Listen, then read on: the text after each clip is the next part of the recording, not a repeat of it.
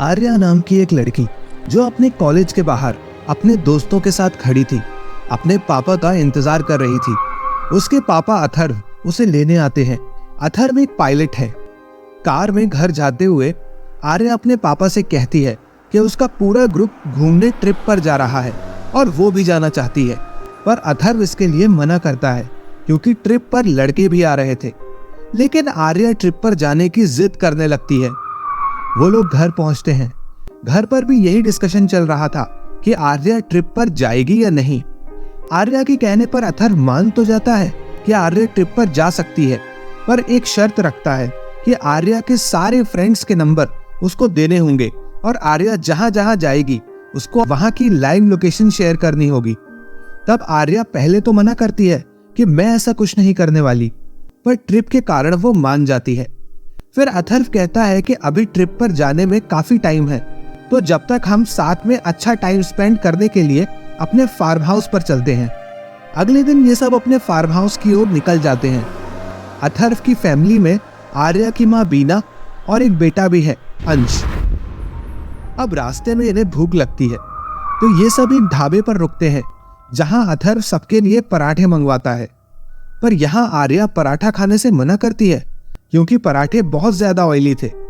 तभी एक अनजान आदमी अथर्व की फैमिली के पास आता है और पूछता है कि क्या वो उनकी टेबल पर बैठ सकता है।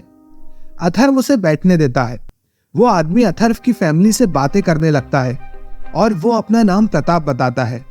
फिर प्रताप देखता है कि आर्या अपना पराठा नहीं खा रही है, तो वो हंसते हुए कहता है कि ये तो अन्न का अपमान है। इसलिए वो आर्या को पराठा खाने के लिए कहता है, पर आर्या मना कर देती है। फिर प्रताप अपनी जेब से एक डिब्बी निकालता है और कहता है कि इसमें शक्कर है, अब तुम डिसाइड करो कि तुम ये शक्कर खाओगी या फिर पराठा। जिसके बाद आर्या शक्कर खा लेती है ताकि उसे ये पराठा ना खाना पड़े। आर्या की फैमिली को ये सब मजाक लग रहा था, इसलिए वो सब हंस रहे थे। शक्कर खाते ही आर्या को कुछ अजीब सा महसूस होता है और फिर प्रताप आर्या को वो पराठा खाने के लिए भी कहता है। आर्या चुपचाप अब प्रताप की बात मान लेती है और वो पराठा पूरा खत्म कर देती है। आर्या प्रताप की बात मान रही थी, जो कि बहुत ही अजीब बात थी क्योंकि आर्या तो अपनी फैमिली में से किसी की भी नहीं सुनती थी। अब पूरी फैमिली वहां से सीधा अपने फार्म हाउस के लिए निकलती है। पूरी फैमिली अपने फार्म हाउस में एंजॉय करने लग जाती है। थोड़ी देर बाद आर्या की माँ बीना देखती है कि प्रताप तो उनके फार्म हाउस के बाहर ही खड़ा है, जो कि काफी अजीब बात थी कि वो उनके पीछे पीछे यहाँ तक आ गया। बीना जल्दी से ये बात अथर्व को बताती है और अथर्व प्रताप से मिलने बाहर जाता है। तब प्रताप कहता है कि उसका फार्म हाउस भी यहीं पास में ही है और आते आते उसकी गाड़ी यहीं खराब हो गई और फोन में ना तो नेटवर्क है और ना ही बैटरी। इसलिए वो अथर्व के फार्म हाउस का लैंडलाइन यूज करने के लिए पूछता है ताकि वो अपनी बेटी को हेल्प के लिए बुला सके। अथर्व को भी ये सब नॉर्मल ही लग रहा था, इसलिए वो उसे अंदर बुला लेता है और फिर प्रताप लैंडलाइन से नंबर मिलाता है, पर फोन तो लगता ही नहीं। प्रताप अंदर सोफे पे बैठा था, तभी वहां आर्या आती है। अभी भी आर्या प्रताप की हर बात मान रही थी और उसका अपने आप पर कंट्रोल ही नहीं था। बीना को यह सब बहुत अजीब लगता है और वो अथर्व से प्रताप को भेजने के लिए कहती है क्योंकि वो एक अनजान आदमी था जो उनके घर में घुस आया था और यह समय उनका फैमिली टाइम था। पर अथर्व कहता है कि थोड़ी ही देर की बात है, हम मदद ही तो कर रहे हैं। प्रताप नाश्ता करके चला जाएगा।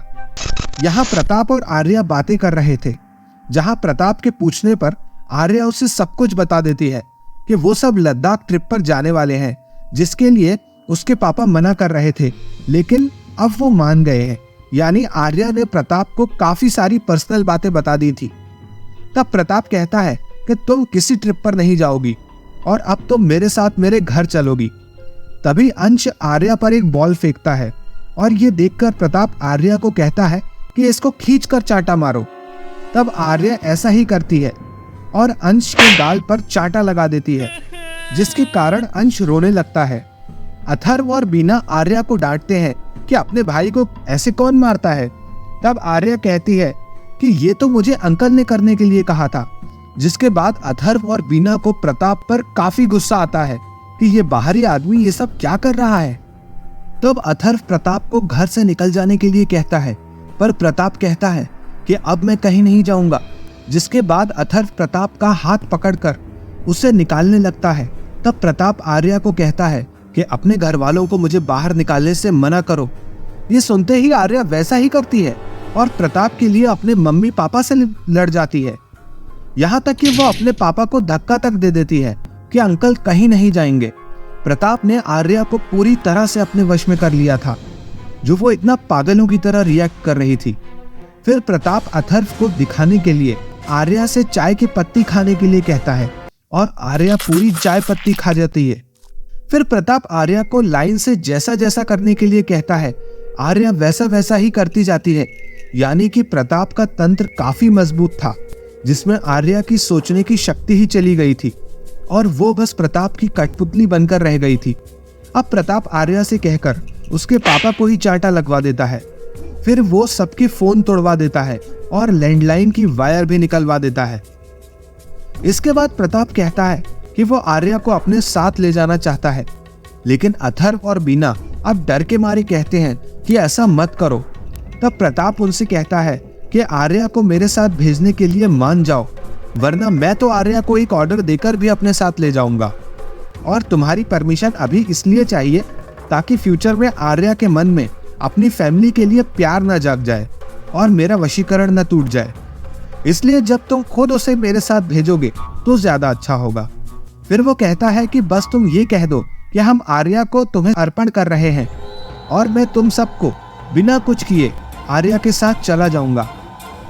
ये सुनते ही अथर्व मना कर देता है कि मैं अपनी बेटी तुझे नहीं देने वाला। प्रताप हंसते हुए कहता है कि मैं एक राक्षस हूं, मुझे लोगों को तड़पता हुआ देखने में काफी मजा आता है। अब प्रताप आर्या को कहता है कि समय बीतता जा रहा है और ये लोग तुझे मेरे साथ नहीं भेज रहे। इसलिए वो आर्या की फैमिली के साथ एक गेम खेलता है, जिसमें उन्हें अंश को 5 मिनट के अंदर छुपाना है और उसके बाद आर्या अंश को ढूंढकर मार देगी।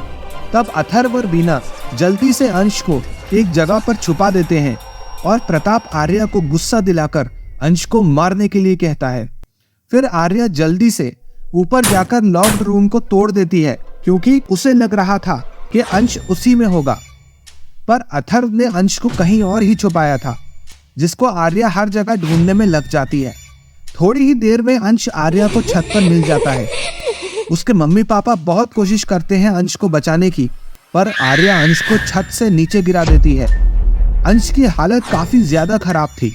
तब बीना कहती है कि ये अभी जिंदा है, इसे हॉस्पिटल ले जाना होगा, वरना हम इसे खो देंगे। जिसको देखकर प्रताप कहता है कि मैं अभी आर्या के हाथों अंश को मरवा दूंगा, और अगर अंश को बचाना है और हॉस्पिटल ले जाना है तो आर्या को मुझे अर्पण कर दो। यानी इन्हें कहना होगा कि आर्या को प्रताप को सौंप रहे हैं।